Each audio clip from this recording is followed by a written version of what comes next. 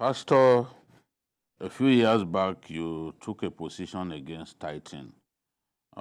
Your position at that time was that some preachers had tied their self-worth to their net worth.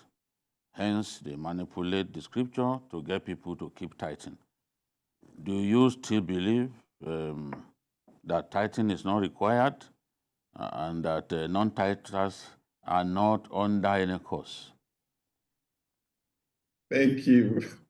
Okay, so there was coming up this controversy about tithing, right? And I did what every Christian and preacher should do. Go back into the Bible and research, find out. I did my research and I have a theology teacher. So I sent my findings to the theology teacher. And the theology teacher said, go ahead, I think you're okay.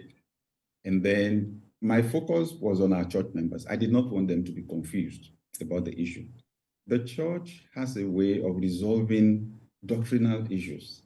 Right from Acts of the Apostles, they started. In Acts 15, you will see this massive debate, amongst the apostles on circumcision. But eventually they came to a resolution. And what was the deciding factor?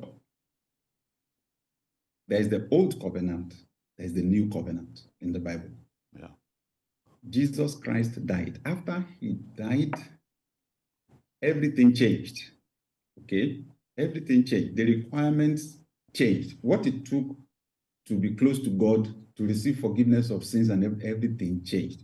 So that change is what we then now apply to every scenario. That's the one we're applying to the tithing issue.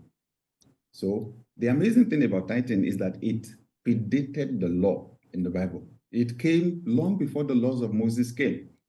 So you would say that people have always known, for a long time at an intuitive level that you are meant to give back part of what you take. Abraham gave tithes, 10%, right?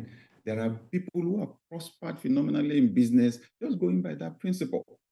But what we found out was after Christ died and resurrected, you only had few references to tithes in the New Testament, and especially in the epistles. No. And they were historical references. There was no instruction for anybody to pay. What we then did also was to look at the practice of giving. We then now found out that, in fact, after the resurrection of Christ, people gave a whole lot more than even the 10%. So we said, let's stay with the principle. Giving is a valid principle. You can't afford to be a stingy person. You need to be generous. You need to give.